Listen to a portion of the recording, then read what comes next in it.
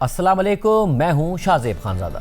कल दुनिया के ममालिक और बैनुल-अक़वामी मार्केट्स सदर ट्रंप से किसी बड़ी और अच्छी खबर की उम्मीद कर रहे थे। ईरान जंग के खात्मे के लिए मुज़ाकरात में पेशरफ्त की तवक्को कर रहे थे। अमरीकी मीडिया तो यह तक रिपोर्ट कर रहा था कि सदर ट्रंप यकतरफा तौर पर ईरान जंग के खात्मे का सोच रहे हैं और ये दावा भी कर सकते हैं कि अमरीका ने इस जंग में अपने मकासद हासिल कर लिए हैं, इसलिए हम फौज को वापस बुला रहे हैं। मगर फिर सदर ट्रंप ने गुज़िश्ता रात अपने खिताब में एक बार फिर यह दावा कर दिया कि ईरान की फौजी सलाहियत तकरीबन ख़त्म हो चुकी है और उसे मुकम्मल तौर पर तबाह कर दिया गया है।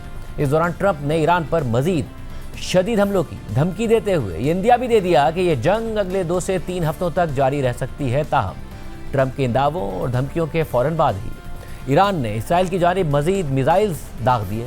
कल रात को वस्ती और शुमाली इसराइल में मिसाइल गिरने से कई इमारतों को नुकसान पहुंचा है और मुतादिद अफराद ज़ख्मी भी हुए हैं, जबकि ईरान के हिमायत याफ्ता लबनानी मुसल्लह ग्रुप हिजबुल्लाह ने भी शुमाली इसराइल के शहर हाइफा के तरफ मुतादिद रॉकेट्स दागने और शहर के इंफ्रास्ट्रक्चर को निशाना बनाने का दावा किया है। हिजबुल्लाह ने इसराइल के शुमाली इलाके गलीली को भी मुतादिद रॉकेट्स के जरिए निशाना बनाया है। इसराइल में ईरान और हिजबुल्लाह के हमलों से काफ़ी नुकसान रिपोर्ट हुआ है और कुछ इलाकों में हमलों के नतीजे में होने वाली तबाही के मनाजिर भी सामने आए हैं। आज होने वाले हमलों में ईरान ने मिसाइल्स में क्लस्टर बॉम्ब्स का इस्तेमाल भी किया है और इसराइली शहर बनी बाराक में एक क्लस्टर बॉम्ब गिरने से पानी की पाइपलाइन फट गई, जिसके नतीजे में शहर की सड़कों पर हर तरफ पानी ही पानी बह रहा है और उससे गाड़ियों और सड़कों को नुकसान भी पहुंचा है। इसराइल में कल होने वाले हमलों के बाद तबाही की वीडियोस भी सामने आई हैं। यरूशलेम से सामने आने वाली इसी तरह की कुछ वीडियोस में एक इमारत को मिसाइल के टुकड़े लगने से पहुंचने वाला नुकसान देखा जा सकता है। वस्ती इसराइल में एक मिसाइल गिरने और उसके बाद होने वाली तबाही के मनाजिर इस वीडियो में देखे जा सकते हैं। इसराइली शहर किरियात शमूना से सामने आने वाली इन वीडियोज़ में हिजबुल्लाह की जानिब से दागे गए मिसाइल के बाद होने वाली तबाही देखी जा सकती है, जो एक इमारत से टकरा गया था, जिसके नतीजे में ना सिर्फ इमारत को बल्कि उसके करीब खड़ी गाड़ियों को भी शदीद नुकसान पहुंचा था। कल ईरान के हिमायत याफ्ता यमन के हौसियों ने भी इसराइल की तरफ ईरान के साथ मिलकर मिसाइल दागे थे और उनमें से एक मिसाइल इसराइली शहर बनी बराक में एक शेल्टर साइट पर गिरा था, जिसके नतीजे में इमारत को काफ़ी नुकसान पहुँचा था। इस वीडियो में देखा जा सकता है कि रेस्क्यू वर्कर्स शेल्टर हाउस को पहुंचने वाले नुकसान का जायजा ले रहे हैं। इसके अलावा हिजबुल्लाह ने जनूबी लबनान में इसराइली फौजियों को निशाना बनाने का दावा भी किया है और ये भी कहा है कि उन्होंने इसराइल के एक फौजी हेलीकॉप्टर को निशाना बनाया है, जबकि लबनान में इसराइल की कार्रवाइयां अब भी पूरी शिद्दत के साथ जारी हैं और इसराइल ने गुज़िश्ता 24 घंटों के दौरान हिजबुल्लाह के 40 से ज़ायद जंगजुओं को मारने का दावा कर दिया है। सारी सूरत हाल में खित्ते के दीगर ममालिक में भी ईरान के हमलों का सिलसिला अब भी जारी है और आज भी सऊदी अरब समेत मुत्तहिदा अरब अमारात और बहरीन में ईरान के मिसाइल और ड्रोन हमले रिपोर्ट हुए हैं। इस हवाले से सऊदी हुक्काम का कहना है कि उन्होंने आज ईरान की तरफ से दागे गए कम अज़ कम 4 ड्रोन्स को मार गिराया है, जबकि मुत्तहिदा अरब अमारात की वज़ारत दिफा का कहना है कि उनके फ़िज़ाई दिफाई निज़ाम ने आज ईरान की तरफ से दागे गए 19 बैलिस्टिक मिसाइल्स और 26 ड्रोन्स मार गिराए हैं। अमाराती हुक्काम के मुताबिक ईरान ने आज अबू धाबी के खलीफा इकनॉमिक जोन्स को मिसाइल से निशाना बनाया है, जिन्हें कामयाबी से इंटरसेप्ट कर लिया गया। ताहम इंटरसेप्शन के दौरान मलबा गिरने से इलाके में मामूली नुकसान ज़रूर पहुंचा है, लेकिन कोई जानी नुकसान नहीं हुआ है। इसी तरह बहरीन में आज ईरानी मिसाइल्स और ड्रोन्स को इंटरसेप्ट करने के दौरान सायरन बजते रहे। ताहम बहरीन की वज़ारत दाखिला ने अवाम को पुरसुकून रहने की हिदायत की है, जबकि बहरीन की वज़ारत दाखिला के मुताबिक एक मिसाइल का मलबा गिरने से खलीफा बिन सलमान हाईवे आर्जी तौर पर बंद हो गया था, मगर अब उस पर ट्रैफिक को दोबारा बहाल कर दिया गया है। इस सारी सूरत हाल में ईरान की पासदारान इनकलाब का कहना है कि उसने खलीजी खित्ते में अमेरिका से मुंसलिक स्टील की तनसीबात को भी निशाना बनाया है। ईरानी मीडिया के मुताबिक पासदारान इनकलाब ने अपने एक बयान में दावा किया है कि उसने अबू धाबी में स्टील साइट्स और बहरीन में एलुमिनियम तनसीबात को निशाना बनाया है। पासदारान इनकलाब ने मजीद कहा कि ये हमले सिर्फ वार्निंग है और अगर ईरानी सनतों पर हमले जारी रहते हैं तो अगला रद्द अमल इससे कहीं ज़्यादा तकलीफदेह होगा और ख़ित्ते में अमेरिका से मुंसलिक सनतों को भी निशाना बनाया जाएगा। दूसरी जानिब ईरान के अंदर अमेरिका और इसराइल की मुश्तरका बमबारी पूरी शिद्दत के साथ जारी है और हालिया हमलों के दौरान ईरान में मुख्तलिफ सिविल और अस्करी तनसीबात को ख़ास तौर पर निशाना बनाया जा रहा है। कल रात को अमेरिका और इसराइल ने ईरान के सूबे इस्फहान के इलाके बहारिस्तान में एक मिसाइल बेस को निशाना बनाया है। इन हमलों के बाद सामने आने वाली वीडियोज़ में देखा जा सकता है कि इस इलाके में आग के बुलंद और ख़तरनाक शोले उठ रहे हैं और धुएं के गहरे बादल फिजा में फैल रहे हैं। इस्फहान के अलावा तेहरान, मशहद, तब्रेज़ और करच समेत कई दीगर ईरानी शहरों में भी बड़े पैमाने पर हमले रिपोर्ट हुए हैं। ईरानी सूबे खोजिस्तान के डिप्टी गवर्नर के मुताबिक आज सूबे के 3 मुख्तलिफ मकामात पर हमले हुए हैं, जबकि ईरानी मीडिया के मुताबिक आज मशहद शहर में एयरपोर्ट के करीब मुतादिद फ्यूल टैंक्स को निशाना बनाया गया है, जिसके नतीजे में आग लग गई और मशहद से सामने आने वाली वीडियोज़ में धुएं के गहरे बादल फिजा में बुलंद होते हुए दिखाई देते हैं। इसके अलावा ईरानी मीडिया के मुताबिक अमेरिका और इसराइल के हालिया हमलों के दौरान दारुल हुकूमत तेहरान और करच शहर को मिलाने वाले एक अहम ब्रिज को भी निशाना बनाया गया है, जिससे वो ब्रिज और उसके करीब दीगर इंफ्रास्ट्रक्चर को शदीद नुकसान पहुंचा है और इस हमले में मुतादिद अफराद ज़ख्मी भी हुए हैं। इस हमले के बाद सामने आने वाली एक वीडियो में इस ब्रिज के करीब से धुएं के इंतहाई बुलंद और गहरे बादल उठते दिखाई देते हैं, जबकि अब से कुछ देर पहले सदर ट्रंप ने इस ब्रिज के गिरने की वीडियो शेयर करते हुए लिखा है कि ईरान का सबसे बड़ा ब्रिज गिरा दिया गया है और अब ये कभी इस्तेमाल के काबिल नहीं होगा, आगे भी बहुत कुछ होने वाला है। ईरान के लिए यही वक्त है कि डील कर ले इससे पहले कि देर हो जाए और ईरान के पास दोबारा अजीम मुल्क बनने के लिए कुछ बाकी ना रहे।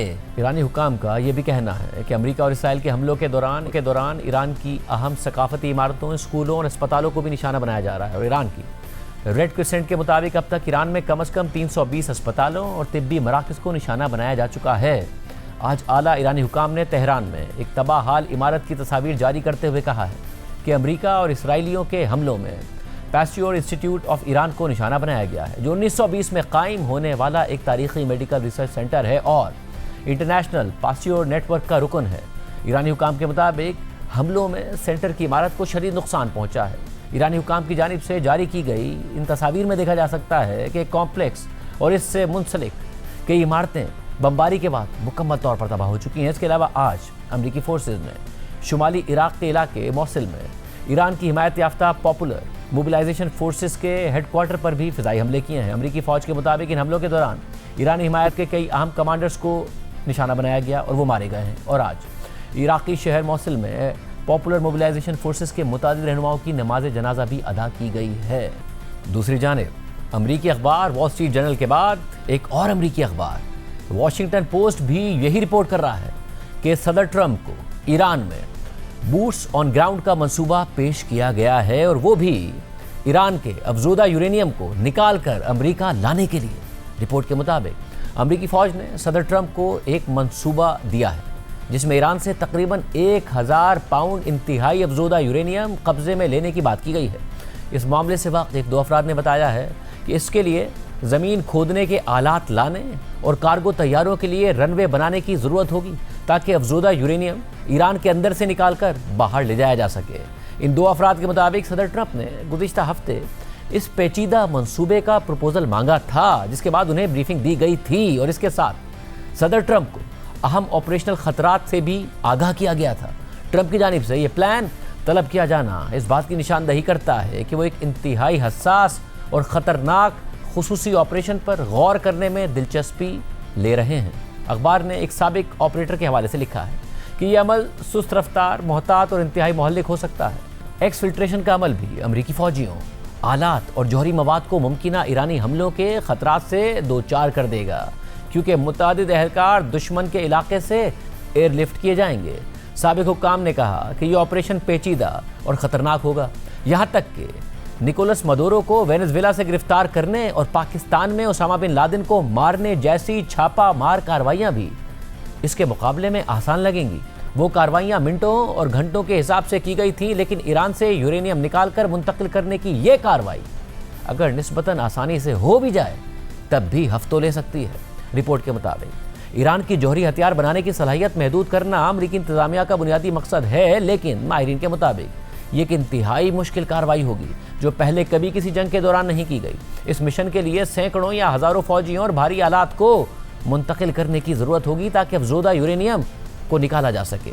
साबिक दिफाई हुक्काम के अंदाजे के मुताबिक ये अमल हफ्तों ले सकता है और ईरान के अंदर जाकर आग से खेलने के मुतरादिफ होगा। ट्रंप इंतजामिया ने हाल ही में ईरान को जंग ख़त्म करने के लिए 15 निकाती प्लान दिया था, जिसमें मुतालबा किया गया था कि तेहरान को इंतहाई अफजूदा यूरेनियम से दस्तबरदार होना होगा, जिसे ट्रंप ने न्यूक्लियर डस्ट का नाम दिया। ईरान ने इस अमरीकी तजवीज़ को अब मुस्तरद कर दिया है। हालांकि जंग शुरू होने से कुछ दिन पहले मुज़ाकरात में ईरान ने तजवीज़ दी थी कि वो इस अफजूदा यूरेनियम को कम दर्जे तक डाइल्यूट कर सकता है। साबिक deputy assistant secretary of defence Mick Mulroy ने कहा कि यह ऑपरेशन सबसे बड़ा और सबसे पेचीदा ऑपरेशन हो सकता है और ये फौज के लिए बहुत बड़ा रिस्क होगा।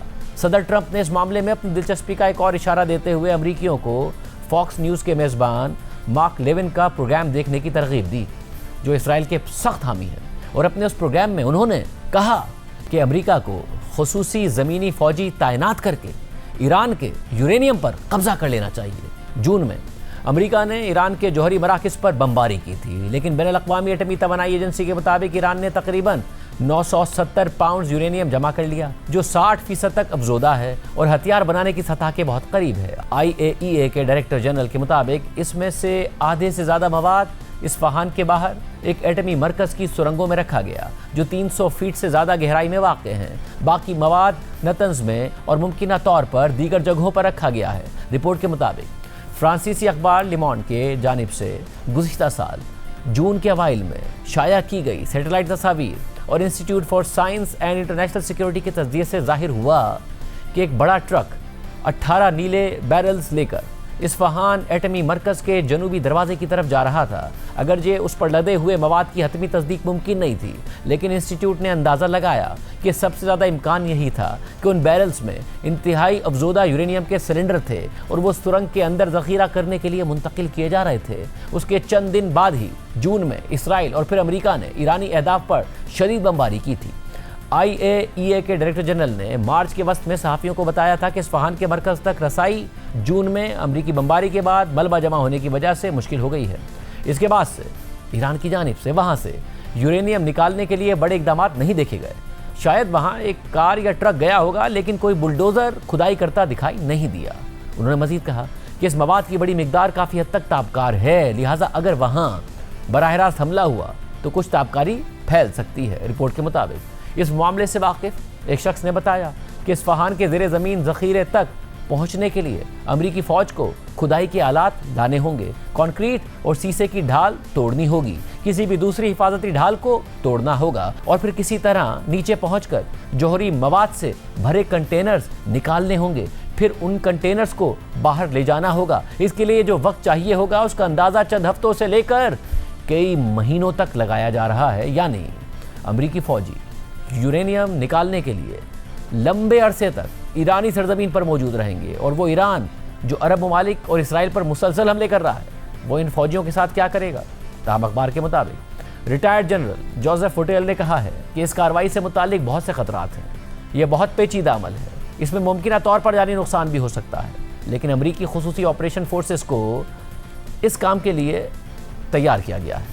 हमारे पास ऐसे लोग हैं जिन्हें ख़ास तौर पर इस किस्म के माहौल में जाने की तरबियत दी जाती है। रिपोर्ट के मुताबिक साबिक कमांडोज और हुक्काम ने ऐसे ऑपरेशन की गैर मामूली पेचीदगियों की तफसीलात बताई हैं। ये कार्रवाई शायद ईरानी दिफाई निज़ाम और आलात पर हमले करने से शुरू होगी, ताकि अमरीकी फ़ौज के ज़मीनी ऑपरेशन के लिए महफूज रास्ता बनाया जा सके, जो फिर सैकड़ों मील अंदर जाकर जौहरी मराकज़ पर दिफाई हिसार कायम कर देगी। माहिरीन के नज़दीक एक ऑप्शन यह है कि अमरीकी एयरबॉर्न और रेंजर्स पैराशूट के जरिए ज़मीन पर कब्जा करें, लेकिन वो ईरान की तोपों, मिसाइल्स और ड्रोन्स के निशाने पर होंगे।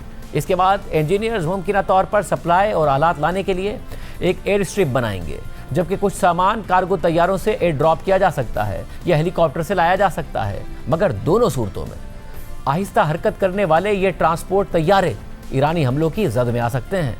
साबिक हुक्काम ने कहा कि खतरात का अंदाज़ा लगाने और यूरेनियम पर कब्जे के दौरान गहरी खुदाई जारी रखने के लिए फौजियों की बड़ी तादाद भी दरकार होगी। मैकेनिक्स, ड्राइवर्स, ईंधन लाने वाले और दीगर अफराद 24 घंटे ईरानी सरजमीन पर रहकर काम करेंगे।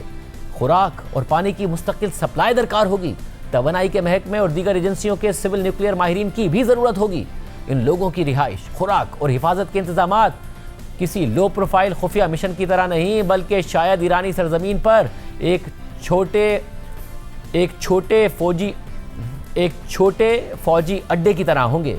चट्टानों को धमाके से उड़ाने और जौहरी मवाद तक रसाई की कोशिश तवील और मुश्किल होगी, जहां कमांडोज को एक ऐसे मरकज़ में जाना होगा जो नामालूम खतरात से भरा हुआ होगा।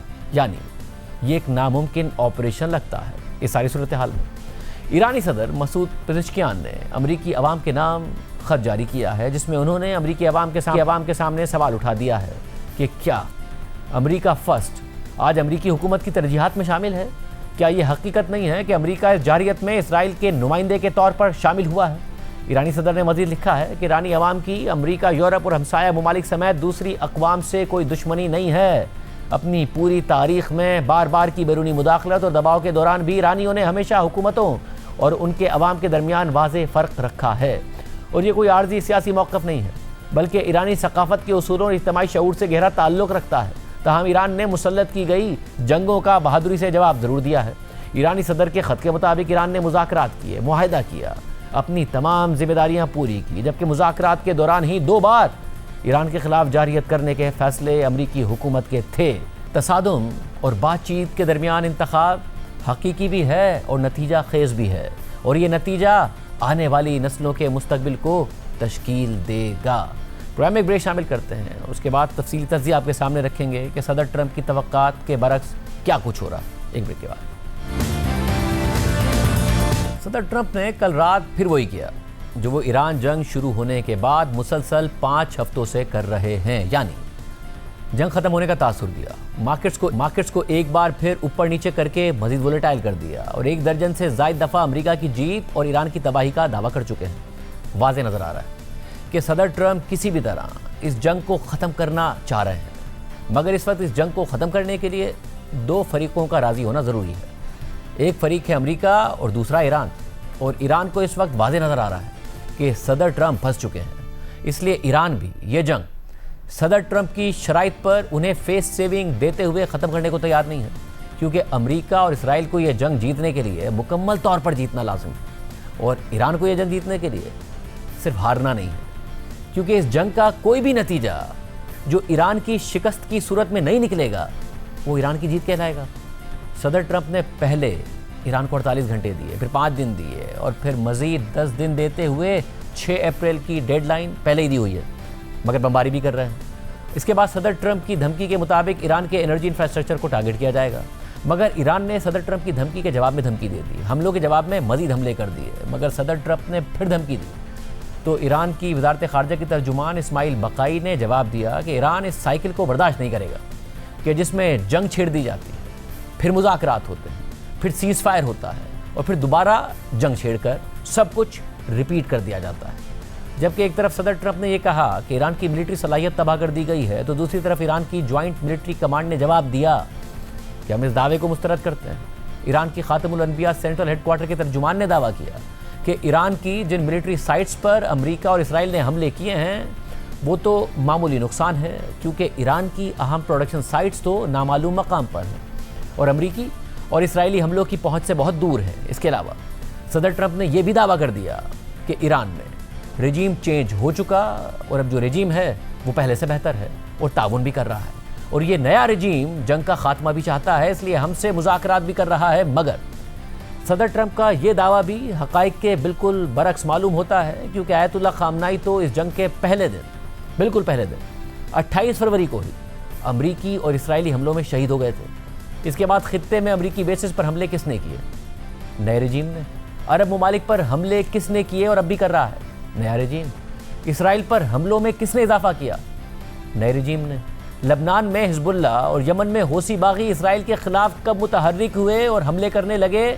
नया रेजीम आने के बाद। स्ट्रेट ऑफ हुर्मुज़ किसने बंद की?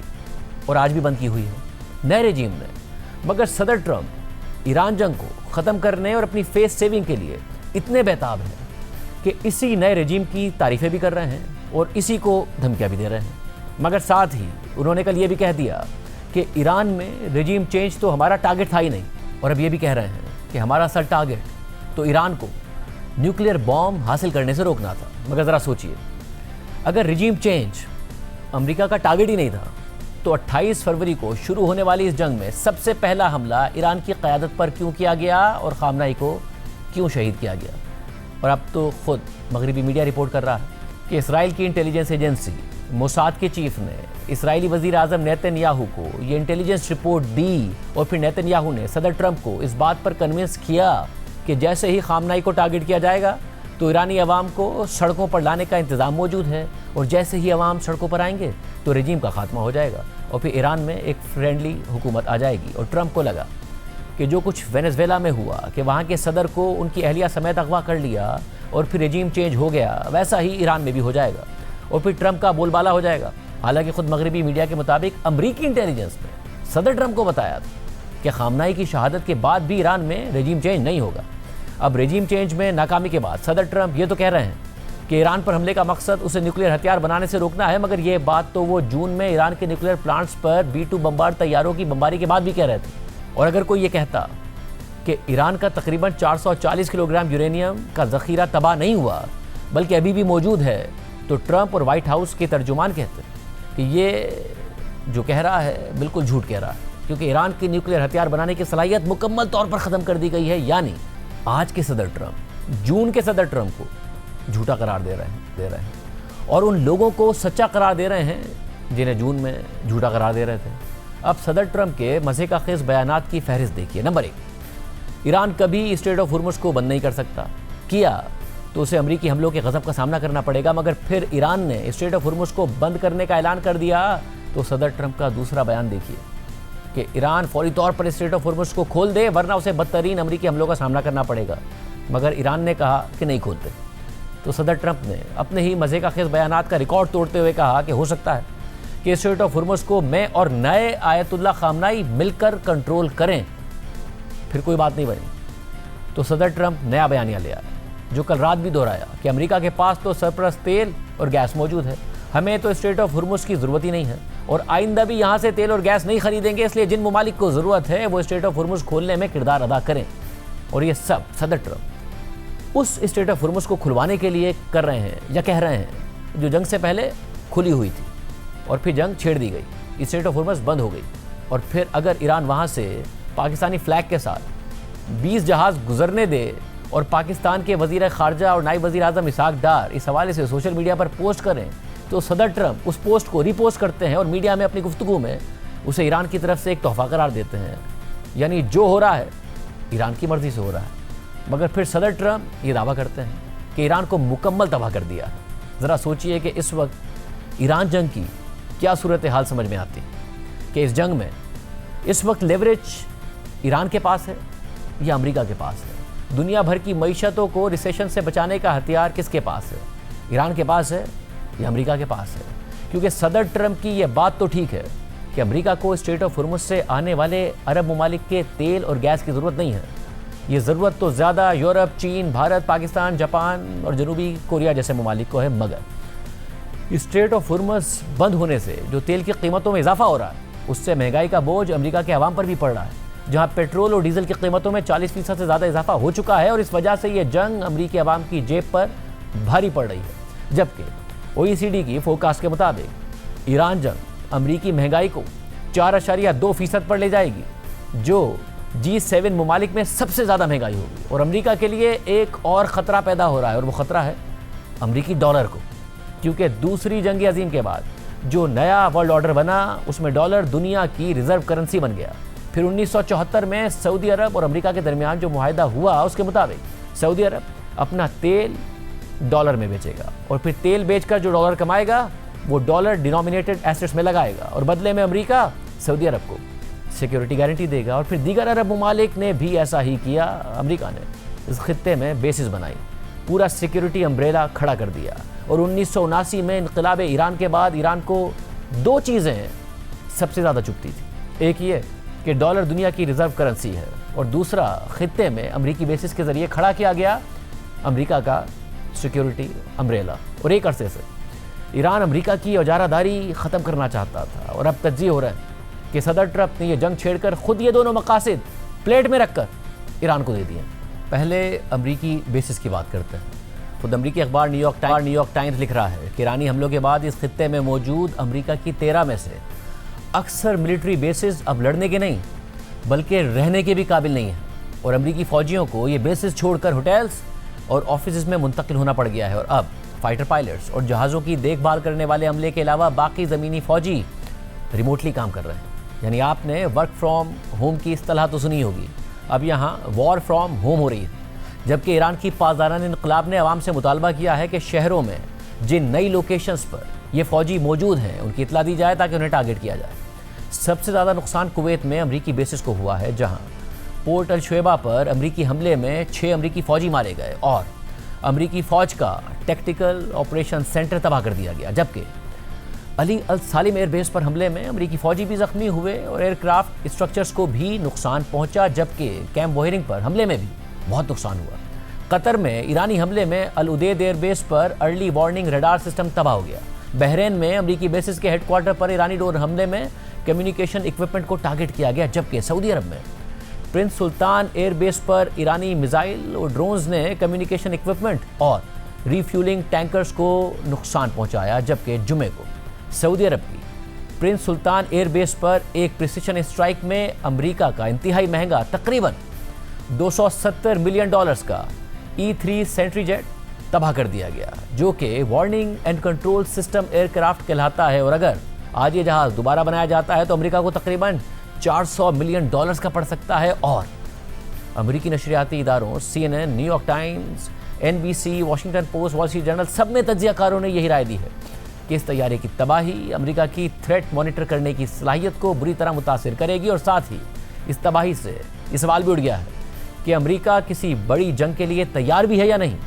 किंग्स कॉलेज लंदन में सीनियर लेक्चरर एंड्रियास क्रेग ने NBC न्यूज़ को बताया कि ईरान तेज़ी से अमेरिका के खतरात को जांचने के उस अर्ली वार्निंग सिस्टम को ख़त्म कर रहा है जो इस खित्ते में दहाइयों में बनाया गया था। जबकि रिटायर्ड अमेरिकी लेफ्टिनेंट कर्नल डैनियल डेविस ने कहा कि वाज़ेह नज़र आ रहा है कि अमेरिका इस जंग के लिए तैयार ही नहीं था। जबकि यूक्रेन के सदर ज़ेलेंस्की ने NBC न्यूज़ के साथ एक इंटरव्यू में इंटेलिजेंस शेयर की है, जिसमें उन्होंने ये दावा किया है कि उन्हें 100% यकीन है कि रूस ईरान को खित्ते में मौजूद अमरीकी असासों की इंतहाई दुरुस्त मालूमात फराहम कर रहा है, जिसकी बुनियाद पर ईरान इंतहाई प्रिसिशन के साथ इन असासों को निशाना बना रहा है।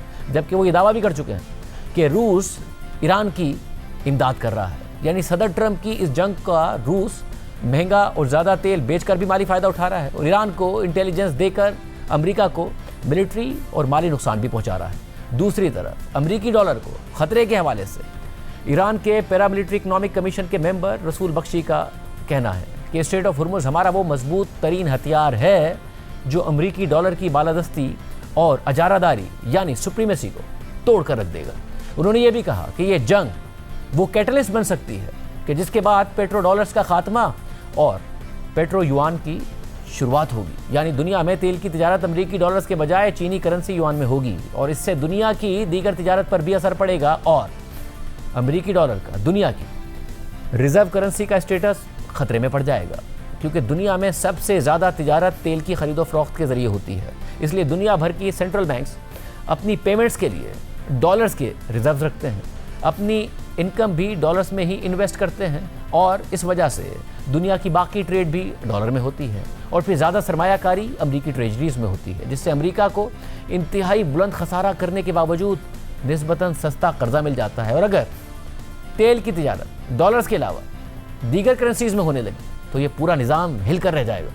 ईरान पहले ही उन मुतादिद जहाज़ों को स्ट्रेट ऑफ हुर्मुज़ से गुजरने दे रहा है जो या तो चीनी करेंसी युआन में ट्रेड करें या फिर उसी करेंसी में टोल अदा करें, और ये टोल एक बड़े शिप पर $2 मिलियन तक बन सकता है। जबकि ब्लूमबर्ग के मुताबिक इंडिया की रिफाइनरीज रूसी तेल की खरीदारी डॉलर के बजाय दीगर करेंसीज में कर रही हैं ताकि इस बदलती कशीदा सूरत हाल में अमरीकी डॉलर पर इन्हिसार कम किया जा सके। खबर के मुताबिक इंडियन रिफाइनरीज तेल की खरीदारी के लिए भारतीय रुपया उन स्पेशल ओवरसीज़ अकाउंट्स में डिपॉजिट करती हैं जो रूसी तेल फरोख्त करने वालों के अकाउंट्स होते हैं, और फिर यह भारतीय रुपया UAE दिरहम या फिर चीनी करेंसी युआन में कन्वर्ट कर दिया जाता है। कुछ इंडियन बैंक्स जिनकी बैरून मुल्क भी महदूद ऑपरेशंस हैं वो इन ट्रांजैक्शंस को फैसिलिटेट कर रहे हैं। ये याद रहे कि ईरान जंग के बाद भारत 6 करोड़ बैरल्स रूसी तेल खरीद चुका है, मज़ीद 6 करोड़ बैरल्स खरीदने जा रहा है। जबकि ब्लूमबर्ग के मुताबिक तेल की खरीदो फरोख्त सिंगापुर और हांगकांग डॉलर में भी हो रही है। जबकि डॉइचे बैंक ने कहा है कि ईरान जंग अमरीकी डॉलर का बतौर ग्लोबल ऑयल ट्रेडिंग करेंसी के स्टेटस का इम्तिहान है। जंग का लॉन्ग टर्म नतीजा ये निकल सकता है कि दुनिया ऑयल ट्रेडिंग में चीनी युआन की तरफ मुंतकिल हो जाए। अमेरिका का तेल और गैस की पैदावार में खुद कफील होना और अरब ममालिक से तेल खरीदने के बजाय खुद एक्सपोर्टर बन जाना भी इसकी एक वजह बताई जाती है, क्योंकि अब सऊदी अरब के तेल का सबसे बड़ा खरीदार चीन है। स्ट्रेट ऑफ हुर्मुज़ से अमेरिका का नहीं बल्कि चीन का सबसे ज़्यादा तेल और गैस गुजरता है। कतर से चीन LNG खरीदता है। ईरान और रूस के तेल का सबसे बड़ा खरीदार चीन है। दुनिया का इस वक्त सबसे बड़ा oil and gas importer America नहीं चीन है। तो जो सबसे बड़ा खरीदार है करेंसी भी उसकी चलेगी। बरतानवी अखबार दी टेलीग्राफ के लिए मेलिसा लॉफर्ड लिखती हैं कि अमेरिका ईरान में अपनी मिलिट्री ताकत तो दिखा रहा है, मगर इससे उसकी फाइनेंशियल डोमिनेंस को खतरा पैदा हो सकता है। डॉइचे बैंक की फॉरेन एक्सचेंज स्ट्रेटजिस्ट मलिका सचदेवा ने अपने क्लाइंट नोट में ये वार्निंग दी कि ईरान जंग ने पेट्रो डॉलर के लिए एक बहुत बड़ा खतरा पैदा कर दिया है। वो कहती हैं कि ईरान अब सिर्फ अमेरिका को नहीं बल्कि ग्लोबल इकोनॉमी से लड़ रहा है और उससे चैलेंज कर रहा है। और इस सब की वजह यह है नाज़रीन कि दुनिया ने डॉलर्स में तिजारत इसलिए की क्योंकि गल्फ़ कंट्रीज़ ने अपना तेल डॉलर्स में बेचना शुरू किया, और उन्होंने ऐसा इसलिए किया क्योंकि अमेरिका ने उन्हें सिक्योरिटी की ज़मानत दी। मगर फिर अमेरिका ने ईरान पर हमला करके ईरान को इन ममालिक पर जवाबी हमले करने का मौका दे दिया, और जिस सिक्योरिटी गारंटी के ज़रिए अमेरिका ने इन अरब ममालिक का दिफा करना था, वही सिक्योरिटी गारंटी इन ममालिक पर हमलों की वजह बन गई। यानी पेट्रो डॉलर मुआहदे की बुनियाद हिल गई है और सोने पर सुहागा ये कि नुकसान अरब ममालिक का हो रहा है।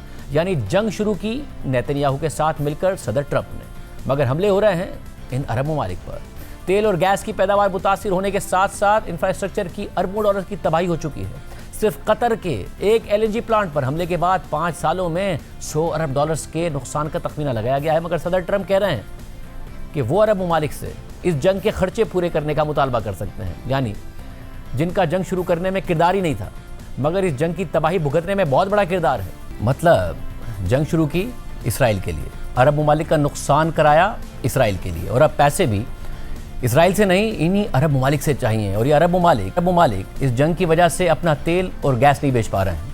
मगर सदर ट्रंप दुनिया से कह रहे हैं कि जिसे तेल और गैस चाहिए तो अमेरिका से ख़रीद ले, क्योंकि हमारे पास बहुत सरप्लस तेल और बहुत सारा गैस मौजूद है। यानी यहाँ भी नुकसान अरब ममालिक का और फ़ायदा अमेरिका की तेल और गैस की कंपनियों का। ये अमेरिकी ऑयल कंपनियाँ के अंदाजे के मुताबिक ईरान जंग की वजह से 63 अरब डॉलर्स इजाफी मुनाफा कमाएंगी, और इसी वजह से ये ख़तरा पैदा हो रहा है कि गल्फ़ ममालिक इस जंग के बाद कैसे अमेरिकी सिक्योरिटी गारंटी पर भरोसा करेंगे और क्यों सिर्फ और सिर्फ अमेरिकी डॉलर में अपना तेल बेचेंगे। रेडेलियो जो एक अरबपति इन्वेस्टर है, वो कहते हैं कि अब तमाम नज़रें इस बात पर हैं कि ईरान स्ट्रेट ऑफ हुर्मुज़ का कंट्रोल बरकरार रख सकता है या नहीं। अगर ईरान ऐसा करने में कामयाब हो गया तो ना सिर्फ अमेरिका जंग हारेगा बल्कि उसके साथ अपनी क्रेडिबिलिटी भी खो देगा, जिससे उसकी मईशत भी मुतासिर होगी। क्योंकि जब दुनिया का सबसे ताकतवर मुल्क, जिसके पास दुनिया की रिजर्व करेंसी का स्टेटस भी मौजूद हो, अगर वो मुल्क फाइनेंशियली भी ज़रूरत से ज़्यादा खसारा करे और फिर जंग भी हार जाए, तो वो फाइनेंशियली और मिलिट्री दोनों कंट्रोल खो देता है, और उसके असरात इत्तेहादियों और कर्ज देने वालों का कॉन्फिडेंस खोने, रिजर्व करेंसी का स्टेटस खोने और अमरीकी ट्रेजरीज और एसेट्स की फ़रोख्त की सूरत में आ सकते हैं, जिससे अमरीकी डॉलर कमज़ोर हो जाएगा। पहले ही गुज़िश्ता दिनों में अमरीकी बॉन्ड की फ़रोख्त में इजाफा हुआ, जिससे 30 साल के अमरीकी बॉन्ड्स का रेट 5% की सतह को छूने लगा, जो एक रेड लाइन तस्वुर की जाती है। 10 साल का अमरीकी बॉन्ड ईरान जंग के बाद 40 बेसिस पॉइंट्स बढ़ चुका है, जो 2024 के बाद उसकी बुलंद तरीन सतह है। और अमरीका अपना खसारा पूरा करने के लिए इसी बॉन्ड को बुनियाद बनाकर कर्ज लेता है। यानी कि अब अगर अमेरिका अपने खसारों को पूरा करने के लिए मार्केट से कर्ज लेगा तो उसे बहुत महंगा कर्ज मिलेगा, यानी सूद ज़्यादा अदा करना पड़ेगा, क्योंकि महंगाई के फोरकास्ट में इजाफा होने की वजह से अब लोग तवक्को कर रहे हैं कि अमेरिका का फेडरल महंगाई कंट्रोल करने के लिए सदर ट्रंप के मुतालबे के मुताबिक शरह सूद कम करने के बजाय मजीद बढ़ा सकता है, जिससे फिलहाल डॉलर की कदर को तो सपोर्ट मिल रही है मगर अमरीकी बॉन्ड्स में सेलिंग देखी जा रही है। प्रोग्राम में एक ब्रेक शामिल करते हैं, उसके बाद जिक्र होगा कि पाकिस्तान बैनुल-अक़वामी मार्केट में तेल की कीमतें बढ़ने की वजह से कीमतें बढ़ाने जा रहा है। एक ब्रेक के बाद बात करते हैं।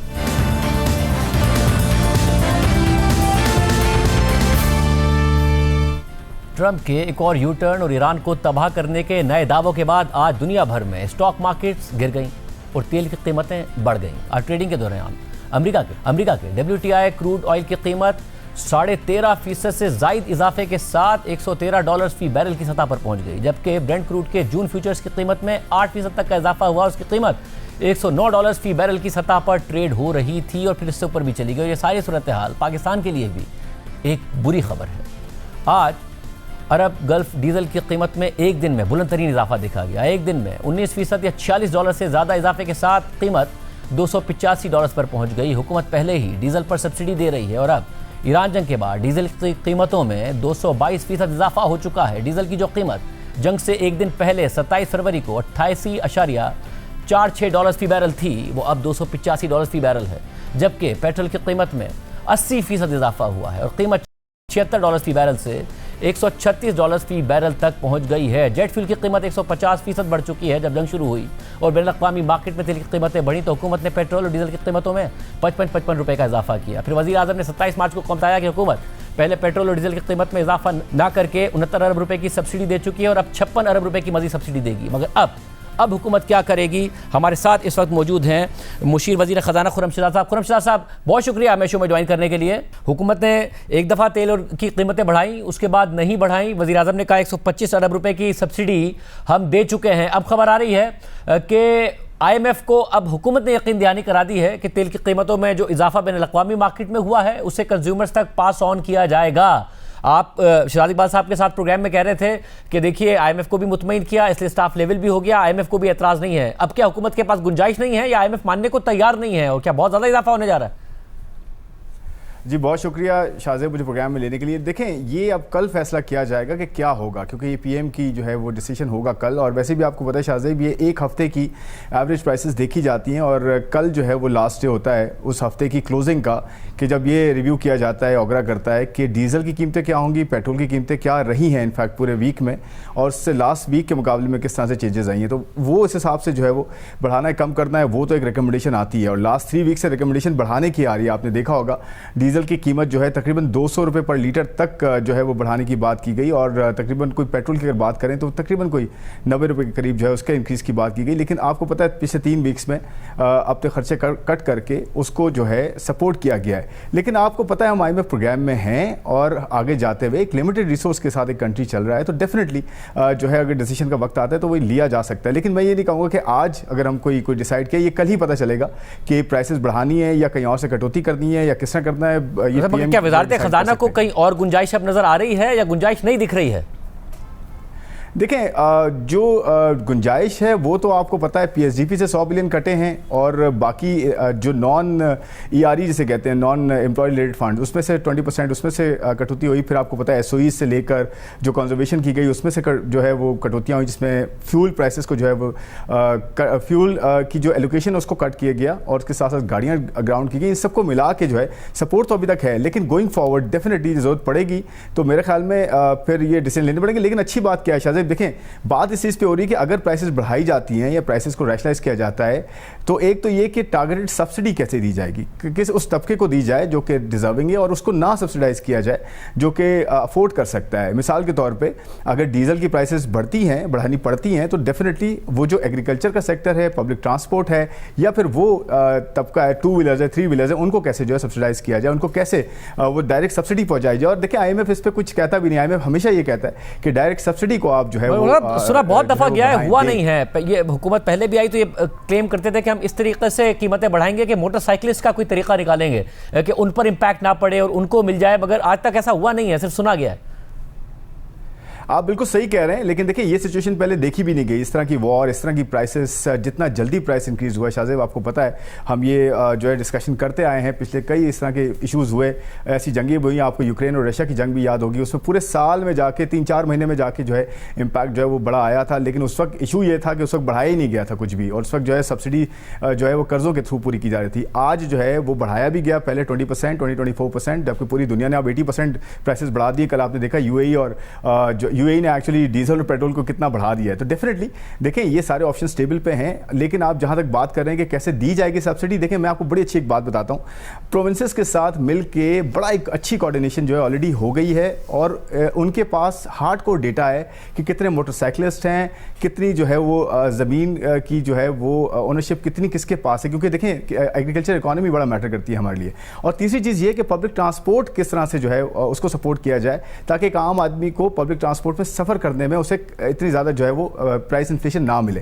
तो ये सब चीज़ें हार्डकोर नंबर्स ऑलरेडी प्रोविंसेस के पास, और अच्छी चीज़ें प्रोविंसेस साथ खड़े हैं और वो कह रहे हैं कि जी अगर कोई ऐसा डिसीजन होता भी है तो हम आपके साथ खड़े हैं और हम इस चीज़ को एलोकेट करेंगे। मगर साथ में टारगेट क्या है? इन्फ्लेशन को टारगेट करना है या फिर डिमांड कर्टेल करना है कि क्योंकि पाकिस्तान को दो चैलेंजेस का सामना है। इन्फ्लेशन पहले 7.3% आई है, जाहिर दुनिया भर में इजाफा हो रहा है, तो तेल और गैस की कीमतें बढ़ने से पाकिस्तान में भी होगा, फिर दीगर अशिया की कीमतें बढ़ने से। मगर दूसरा खतरा पाकिस्तान को करंट अकाउंट डेफिसिट का हो सकता है, ट्रेड डेफिसिट का हो सकता है, जिससे जाहिर बहुत ज़्यादा सपोर्ट एक्सपोर्ट्स में इजाफे की वजह से नहीं, रेमिटेंसेज में इजाफे की वजह से मिल रही है। मगर अगर मिडिल ईस्ट की इकोनॉमीज पर प्रेशर आता है, अब तो इस एस्टिमेट हो रहे हैं कि उन्हें $200 अरब तक का नुकसान हो सकता है, कॉन्ट्रैक्ट कर सकती हैं, इकोनॉमी सुकड़ सकती हैं उनकी, क्योंकि तेल और गैस पर चलती हैं, तो पाकिस्तान की रेमिटेंसेस पर भी फर्क पड़ सकता है। पाकिस्तान क्या किस तरह इवेल्युएट कर रहा है इसको? देखिए, मेन चीज़ तो आपको पता है, प्राइस जो है ना वो सबसे बड़ा इंडिकेटर होता है आपकी डिमांड को जो है वो कंट्रोल करने का, या डिमांड को रैशनलाइज करने का, या डिमांड सप्लाई को बैलेंस करने का।